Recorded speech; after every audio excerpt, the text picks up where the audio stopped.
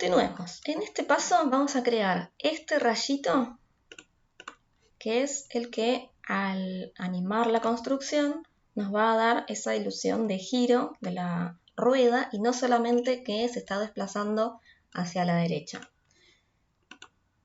Hasta ahora lo que tenemos construido es el segmento en el que se mueve el centro y la rueda y además el piso. Entonces, ahora lo que vamos a querer armar es ese rayo. Para eso voy a crear un punto, lo voy a ubicar en algún lado de la circunferencia, no importa bien en dónde. Por ejemplo, ahí yo lo creé arriba. Notamos que al mover el centro y se mueve también la circunferencia, la posición relativa del punto no va a cambiar con respecto a la circunferencia. Y lo que quiero ahora es, de alguna manera, hacer que este punto vaya girando, vaya rotando en la circunferencia. ¿De qué modo? Lo que voy a considerar es que si la circunferencia arranca desde acá, empieza a avanzar, empieza a girar, va a llegar un momento en el que este punto, por supuesto que al avanzar hacia la derecha, este punto debería ir moviéndose en sentido horario sobre esta circunferencia, y va a llegar un momento, al avanzar una cierta cantidad, en el que este punto vuelve a la posición original. Si partió de acá arriba, bueno, volverá acá arriba.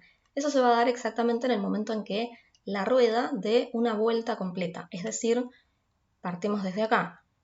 En cierto momento la rueda dio todo un giro y el punto volvió a estar en el mismo lugar relativamente del que salió al principio. ¿Cuándo pasa eso? Cuando la distancia entre el punto A y el punto C, que equivale a la distancia recorrida por la rueda en el piso, es igual a un perímetro total de la circunferencia.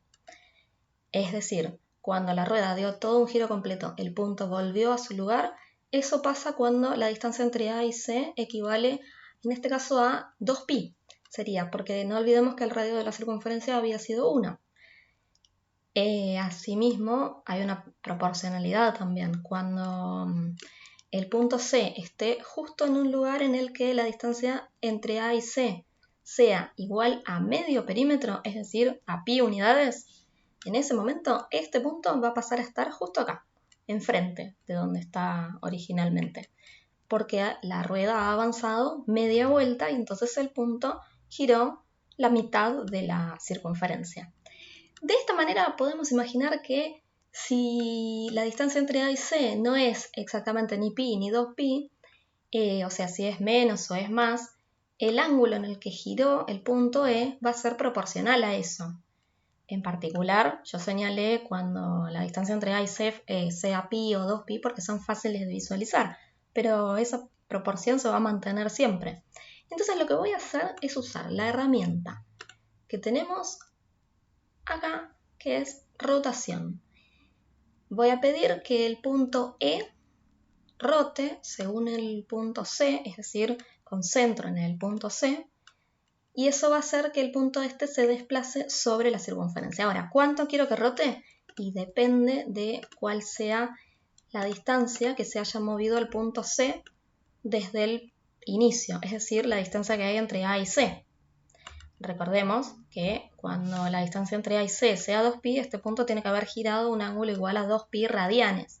Bueno, entonces, cuando la distancia entre A y C sea un número cualquiera, el ángulo en el que tiene que haber girado el punto E es igual a ese número.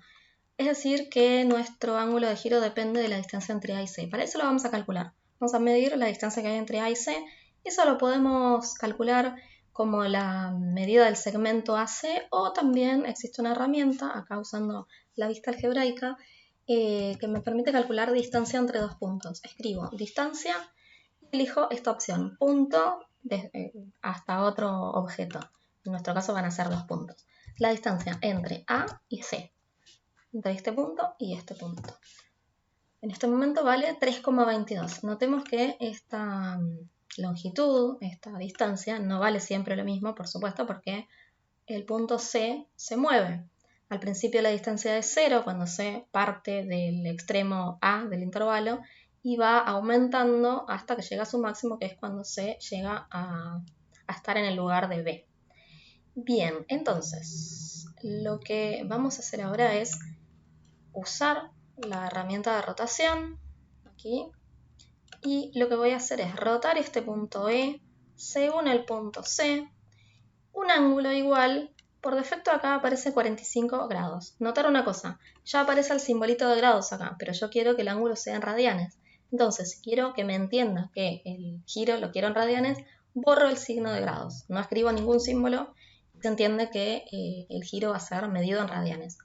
Entonces, lo que quiero que se mueva es una cantidad de radianes igual al número A minúscula, que representa la distancia entre el punto A y el punto C, y además lo quiero en sentido horario, porque va avanzando la rueda y el punto se tiene que desplazar en ese sentido.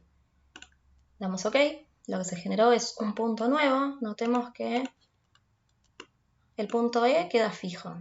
El punto E', parto de acá, va avanzando, va girando. Notemos una cosa, E' se vuelve a la posición de E cuando la distancia entre A y C, vamos a mirarla acá, me dice que es 6,28, que sería aproximadamente 2pi, es decir, lo que habíamos supuesto al principio. Para crear entonces la ilusión de giro, lo que nos falta es crear el rayo.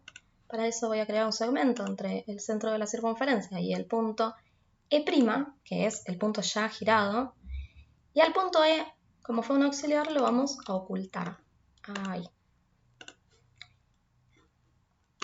lo oculto. Vamos a otra vez mover el punto C y ya se generó ese rayito que nos da la ilusión de giro. Lo próximo va a ser crear el punto interior al rayo e ir siguiéndolo, pero eso ya en el próximo video.